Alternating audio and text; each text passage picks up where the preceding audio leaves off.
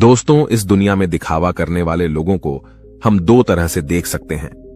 एक तो वह जिनके पास धन संपदा होती है तब वह दिखावा करते हैं, और दूसरे वह जिनके पास कुछ भी नहीं होता, उनके पास धन संपदा भी नहीं होती।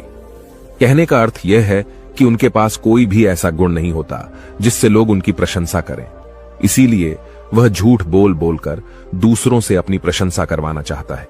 वह दिखावा करता है कुछ होने का, लेकिन उसके अंदर कुछ होता नहीं है। जो लोग अपने गुण या फिर अपनी धन संपदा के कारण दिखावा करते हैं, वह अहंकार के शिकार हो जाते हैं। उनके अंदर अहंकार फूट फूट कर भर जाता है। उन्हें खुद पता भी नहीं चलता, लेकिन धीरे धीरे यही अहंकार उनके जीवन का मजा छीन लेता है।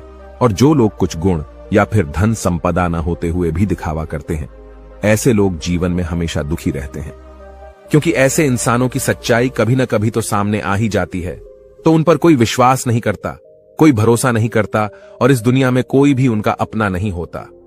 उसके घर वाले, उसके माता पिता तक उस पर भरोसा नहीं करते हैं, क्योंकि उसकी दिखावा करने की आदत सबकी नजरों में उसे नीचा बना देती है।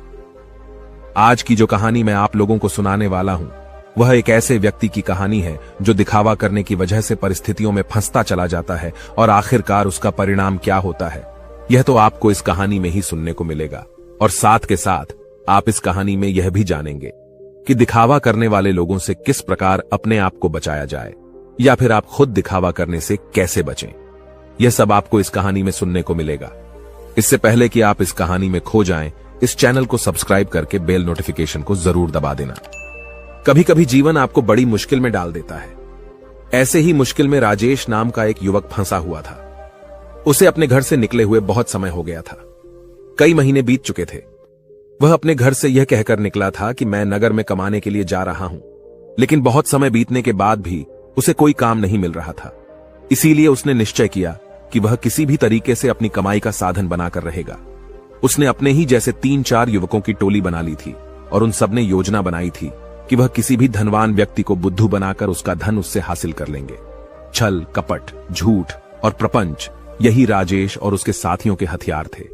उन्होंने योजना तो बना ली थी, लेकिन उन्हें यह समझ में नहीं आ रहा था कि वो अपने शिकार को ढूंढेंगे कैसे, और ढूंढने के बाद उसे बुद्धू बनाकर उसका धन कैसे लूटेंगे। आखिरकार उन चारों ने योजना बना ली। उनकी योजना थी कि वह किसी ऐसे स्थान पर जाएंगे जहां पर बहुत सारे अमीर लोग आते हों, और वहां पर उन अमीरों में जो भी आदमी सबसे ज्यादा दिखावा करेगा, उनका शिकार वही होगा। उन्होंने नगर में एक ऐसी जगह ढूंढ ली थी जहां पर नगर के ज्यादातर अमीर लोग जुआ खेलने के लिए आते थे। उन चारों की योजना थी कि वह एक ऐसा नाटक रचेंगे जिसमें राजेश किसी नगर का महाराज कहलाया जाएगा, और उसके सभी साथियों में से 2 साथी उसके अंगरक्षक होने का अभिनय करेंगे। सिर्फ राजेश ही नहीं था जो राजा होने का दिखावा कर रहा था, उसके साथ उसका दूसरा साथी भी था जो किसी दूसरे नगर का राजा होने का दिखावा कर रहा था। आखिर उनकी योजना क्या थी, यह आपको कुछ देर में पता चल जाएगा। अगले दिन से सुबह सुबह सारे लोग अपने पात्र के हिसाब से वस्त्र धारण करके उस जगह पहुंचे जहां पर शहर के ज्यादातर अमीर लोग जुआ खेलने के लिए आते थे। राजेश उस जगह पर एक नगर का महाराज बनकर पहुंचा था, जिसके पीछे उसके साथी अंगरक्षक साथ साथ चल रहे थे। सब अमीर लोगों की नजर उन पर टिकी हुई थी, क्योंकि राजेश उन सब में सबसे ज्यादा अमीर लग रहा था। उसकी वेशभूषा बेशकीमती लग रही थी, बेहद आकर्षक लग रही थी, जिससे सभी लोग उसकी तरफ आकर्षित हो गए थे। कुछ समय बाद राजेश एक ऐसी जगह पर जाकर बैठा जो सिर्फ बहुत जरूरी लोगों के लिए बनी हुई थी। जब राजेश वहां पर जाकर बैठा तो उसके अंगरक्षक वहीं उसके पास खड़े हुए थे। सब आपस में चर्चा करते हुए एक दूसरे से पूछ रहे थे कि ये किस नगर के महाराज हैं। उसी भीड़ में राजेश का एक और साथी मौजूद था। उसने उन सबको संबोधित करते हुए बताया कि राजेश किसी बड़े नगर का बड़ा महाराज है, और सबने उसकी बात पर यकीन कर लिया। अब वह अमीर लोग जो ज्यादातर दिखावा करते थे, जो किसी बड़े आदमी से अपना सम्मान सुनने के लिए तरसते रहते थे, ऐसे लोग राजेश के आसपास मंडराने लगे थे। वह राजेश को किसी बड़े नगर का महाराज समझ रहे थे, और वह यह सोच रहे थे कि अगर इनसे हमारा परिचय हो गया तो हो सकता है भविष्य में यह महाराज हमारे कुछ काम आ जाए। थोड़ी देर बाद वहां पर दूसरा राजा भी पहुंचा, जो राजेश का ही एक साथी था, और वह भी राजेश की तरह राजा होने का दिखावा कर रहा था। वह दूसरा राजा राजेश के ठीक सामने आकर बैठ गया। कुछ देर एक दूसरे से बात करने के बाद दोनों ने जुआ खेलने का निश्चय किया। कुछ समय बाद जुए की बड़ी बड़ी बाजियां खेली जाने लगी, और राजेश, जो किसी नगर का महाराज होने का दिखावा कर रहा था, वह इस जुए में बहुत बड़ी रकम हार गया। लेकिन जब राजेश ने हारी हुई रकम निकालने के लिए अपनी पोटली ढूंढनी चाही तो उसे अपनी पोटली मिल ही नहीं रही थी। बहुत देर ढूंढने के बाद भी जब उसे पोटली नहीं मिली तो वह गुस्से से भरकर अपने अंगरक्षकों को डांटने लगा और डांटते हुए उनसे अपनी पोटली के बारे में पूछने लगा। लेकिन उसके अंगरक्षकों के पास इसका कोई जवाब नहीं था। वह सब नीची गर्दन करके खड़े हुए थे। राजेश ने बड़े ही शांत स्वर में अपने सामने बैठे हुए राजा से कहा कि देखिए, लगता है कि हमारी सोने के सिक्कों से भरी पोटली कहीं पर गुम गई है। मैं मानता हूं कि मैं जुए में हारा हूं, लेकिन फिलहाल मेरे पास तुम्हें देने के लिए कुछ भी नहीं है। अगर तुम मुझे कोई अपना पता दे दो तो मैं तुम्हारे पते पर तुम्हारी रकम भिजवा दूंगा, या फिर तुम मेरे राज्य में आकर मेरे राजमहल में चले आना। वहां पर तुम्हारी पूरी रकम तुम्हें मिल जाएगी। यह सुनकर वह सामने बैठा हुआ राजा गुस्से से आग बबूला हो गया। वह राजेश को बहुत भला बुरा कहने लगा। नौबत यहां तक आ गई कि दोनों में हाथापाई शुरू हो गई। वहां पर उसके अंगरक्षक और इधर राजेश के अंगरक्षक दोनों आपस में भिड़ गए। कुछ देर बाद एक अमीर आदमी उन दोनों के बीच में पहुंचा और उन दोनों का झगड़ा सुलझाते हुए उसने कहा कि महाराज, आप मुझसे कुछ धन उधार ले लीजिए। आपको लड़ने की जरूरत नहीं है, ये आपको शोभा नहीं देता, ये आपकी शान के खिलाफ है। मैं आपको धन उधार दे देता हूं, आप मेरा धन मुझे लौटा देना।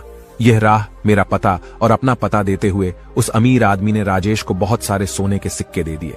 जितने वह जुए में हारा था उसने उसी के सामने बैठे हुए राजा के मुंह पर फेंक कर मारे और उस राजा से कहा कि हमारे लिए इन मुद्राओं की कोई कीमत नहीं है। तुम हमें जानते नहीं हो कि हम कितने बड़े महाराज हैं, हमारा नगर कितना बड़ा है, कितना खुशहाल है। अगर तुम कभी हमारे नगर में आओगे तो तुम्हें पता चलेगा इस सज्जन ने मेरी मदद की है और बदले में मैं इसे इसका इनाम जरूर दूंगा। और यह कहते हुए राजेश ने उसे अपने नगर का पता देते हुए कहा कि अगर तुम हमारी मदद नहीं करते तो शायद आज हमें अपमानित होना पड़ता, लेकिन तुमने हमारी इज्जत बचाई है और बदले में हम तुम्हें सम्मान से नवाजेंगे। तुम्हें कभी भी किसी भी चीज की जरूरत हो तो तुम बेहिचक हमारे नगर में हमारे राजमहल के अंदर चले आना। तुम्हारे लिए हमारे राजमहल के दरवाजे हमेशा खुले रहेंगे। वह अमीर आदमी तो चाहता ही यही था कि किसी तरह मेरा काम निकल जाए, किसी तरह मैं महाराज की नजर में ऊंचा बन जाऊं कि भविष्य में कोई मैं अपना काम उनसे निकलवा सकूं। थोड़ी देर बाद संध्या हो चुकी थी और संध्या समय सभी अपने घर की तरफ प्रस्थान कर गए। राजेश ने भी उस अमीर आदमी से जाने के लिए आज्ञा मांगी और कुछ समय में उसका धन वापस लौटाने का वादा करते हुए राजेश वहां से अपने अंगरक्षकों के साथ प्रस्थान कर गया। उनके द्वारा रचे गए नाटक में एक अमीर आदमी फंस चुका था, जिससे उन्होंने बहुत सारा धन भी ऐंठ लिया था। राजेश ने योजना बनाई थी कि जैसे ही वह किसी अमीर आदमी को बेवकूफ बना देगा तभी वह इस नगर को छोड़ देगा, क्योंकि यहां पर रहना अब खतरनाक साबित हो सकता था। इसीलिए उसने अपने साथी को बुलाने के लिए कहा जो दूसरे राजा का अभिनय कर रहा था, क्योंकि सोने के सिक्कों से भरी पोटली तो उसी के पास थी। लेकिन बहुत ढूंढने के बाद भी राजेश का साथी उसे कहीं नहीं मिला। अब राजेश को आभास हो गया था कि उसके साथी ने उसी को बेवकूफ बनाया है और सारा धन लेकर रफू चक्कर हो गया है।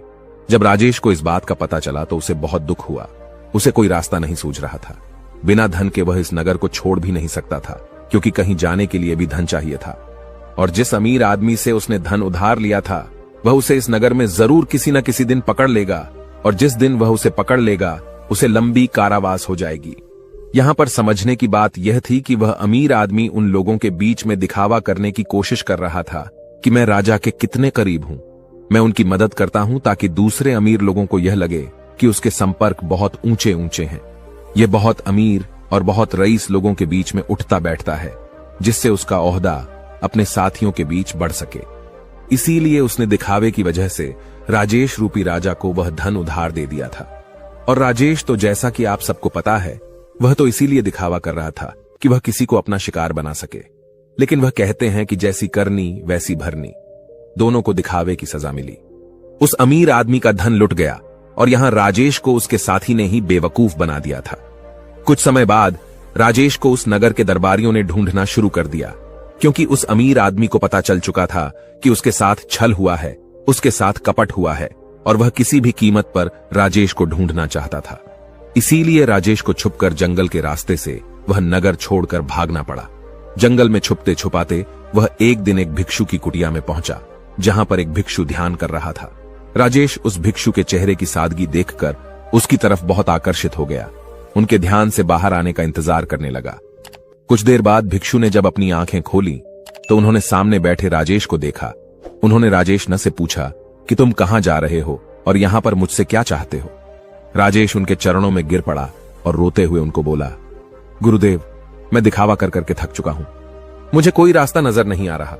घर वालों के सामने मुझे दिखावा करना पड़ता है कि मैं नगर में कोई काम कर रहा हूं और नगर में मैं लोगों को बेवकूफ बनाता हूं, उनके साथ छल करता हूं, कपट करता हूं। मेरा पूरा अस्तित्व दिखावे पर टिका हुआ है। कृपया करके मुझे कोई ऐसा तरीका बताएं जिससे मैं आपकी तरह सादगी भरा जीवन जी सकूं, खुश होकर शांत होकर अपने जीवन का मजा ले सकूं। मैं थक गया हूं। भिक्षु ने मुस्कुराते हुए कहा कि सारी दुनिया दिखावा ही तो कर रही है। कोई अगर तुमसे कहता है कि तुम तो बहुत ही ईमानदार आदमी हो तो तुम खुश हो जाते हो, ये जानते हुए कि तुम एक झूठे और मक्कार आदमी हो। हर जगह, हर परिस्थिति में जब भी किसी इंसान को मौका मिलता है तो वह दिखावा करने से चूकता नहीं है। यह तुमने भी जरूर महसूस किया होगा। दिखावा करने के बाद तुम्हें तो यह लगता है कि तुम बहुत समझदार हो, तुम चालाक हो, लेकिन चालाक होने के कारण तुम्हारे जीवन की सरलता खो जाती है। तुम साधारण नहीं रह पाते। तुम हर जगह दिखावा करने की कोशिश करते हो और इसीलिए जीवन के आनंद को तुम कभी महसूस ही नहीं कर पाते। लेकिन समझने की बात यह होती है कि आदमी दूसरे के सामने दिखावा तभी करता है जब वह सामने वाले की नजर में ऊंचा होना चाहता है। अगर तुम सामने वाले से प्रभावित नहीं होते तो तुम्हें दिखावा करने की कोई जरूरत ही नहीं रहेगी, क्योंकि तुम किसी न किसी तरह सामने वाले आदमी को आकर्षित करना चाहते हो, उसे अपनी ओर खींचना चाहते हो, और यही दिखावे का सबसे बड़ा कारण होता है। लेकिन जो इंसान तुम्हारे दिखावा करने की वजह से तुम्हारी तरफ आकर्षित हुआ है, तो कल अगर उसे तुम्हारी सच्चाई पता चलेगी तो वह तुमसे दूर भी हो जाएगा। इसीलिए दिखावा करने की वजह से अपने भी हमसे दूर होते चले जाते हैं। हमें इसका कभी एहसास ही नहीं होता और हम अकेले पड़ते चले जाते हैं। आखिरकार हम पाते हैं कि हमारे आसपास कोई भी मौजूद नहीं है जिसे हम अपना कह सकें, जिससे हम अपने दिल की बात कर सकें, क्योंकि हर इंसान के सामने हमने सिर्फ दिखावा ही किया है। लेकिन जो इंसान अपने आप को जानता है, अपने एकांत में स्थापित हो गया है, उसे किसी के आने जाने से कोई फर्क नहीं पड़ता। वह तो बस अपने एकांत का आनंद उठाता है। कोई आए तो ठीक और जाए तो भी ठीक। वह किसी को आकर्षित करने की कोशिश नहीं करेगा और इसीलिए उसका जीवन सरल होता चला जाएगा, साधारण होता चला जाएगा। और जितने सरल तुम बनते जाओगे उतनी ही आसानी से तुम ध्यान में प्रविष्ट हो पाओगे। जीवन एक परीक्षा है, लेकिन कुछ लोग उस परीक्षा में संघर्ष नहीं कर पाते और वह लोग एक दिखावे का रास्ता अपना लेते हैं। उस जीवन को पूरी सच्चाई से जीना ही नहीं चाहते। वह खुद की सच्चाई को भी खुद स्वीकार नहीं करना चाहते। ऐसे बहुत से लोग होते हैं जिनके अंदर बहुत सारी बुराइयां होती हैं, लेकिन वह अपनी बुराइयों को कभी खुद महसूस ही नहीं कर पाते, खुद स्वीकार ही नहीं कर पाते। उन्हें पता होता है कि उनके अंदर यह कमी है, लेकिन अहंकार व दिखावे के कारण न तो वह अपनी बुराई सामने वाले के सामने बता पाते हैं और न ही उसको खुद स्वीकार करके उसको ठीक कर पाते हैं। इसीलिए सबसे पहले दिखावे की दुनिया को छोड़ो, बनावटी दुनिया को दूर हटा दो, क्योंकि जब बनावटी दुनिया तुमसे दूर होगी तो ही तुम्हारा मन स्वच्छ हो पाएगा, निर्मल हो पाएगा। और जितना मन तुम्हारा निर्मल होगा उतने ही अच्छे लोग तुम्हारे संपर्क में आते रहेंगे, और जितना कपटी तुम्हारा मन होगा तो कपटी लोग ही तुम्हें मिलते जाएंगे। हमें वही लोग जीवन में टकराते हैं जिस तरह का हमारा खुद का नजरिया होता है। अगर हमारा नजरिया साफ है, शुद्ध है, तो हमें शुद्ध लोग ही टकराएंगे, और वहीं पर अगर हमारा नजरिया कपट से भरा हुआ है, धोखे से भरा हुआ है, तो हमें रास्ते में ऐसे ही लोग टकराएंगे। तुम किसी को धोखा दोगे, कोई तुम्हें धोखा देगा, और ये गोला निरंतर चलता रहता है। इस चक्र से बाहर आने का सिर्फ एक ही तरीका है, किसी को आकर्षित करने की कोशिश मत करो, किसी को भी जबरदस्ती झूठ बोलकर खुश करने की कोशिश मत करो। बस तुम अगर ये छोटा सा सिद्धांत अपना लेते हो तो तुम्हारी बनावटी दुनिया कब सच में बदल जाएगी तुम्हें पता ही नहीं चलेगा। साधारण रहकर, सरल रहकर ध्यान की गहराइयों से अपने जीवन का परिचय कराओ, तब तुम्हें जीवन के आनंद का पता चलेगा। तब तुम समझोगे कि जीवन के असली मायने क्या होते हैं। किसी को बेवकूफ बनाना, किसी को झूठ बोलना, जबरदस्ती दिखावा करना ये जीवन नहीं है, ये कुछ और है। ये दुख है, ये संताप है, और यही दुखों का कारण है। इसीलिए तुम दुखों को काटना चाहते हो तो सबसे पहले इस पेड़ की जड़ को उखाड़ कर फेंको जो दिखावे का पौधा तुमने लगा रखा है। और ये कहकर वो भिक्षु कुटिया के अंदर चला गया। उनके जाने के बाद राजेश ने महसूस किया कि उसके जीवन में जितनी भी समस्याएं हैं उसके पीछे मूलभूत कारण उसका दिखावा ही है। अगर वह दिखावा करना छोड़ देता है तो जाहिर सी बात है वह झूठ बोलना भी छोड़ देगा। फिर कैसी भी परिस्थिति हो वह सिर्फ सच बोलेगा, और जब सच बोलने की हिम्मत उसमें आ जाएगी तो उसका जीवन खुद ही परिवर्तित हो जाएगा। ऐसे ही विचारों में डूबा हुआ वह उस जंगल को पार कर गया। दोस्तों, आपने आज के इस वीडियो से क्या सीखा? वह मुझे आप कमेंट में बता सकते हैं। धन्यवाद और नमो बुद्धाय।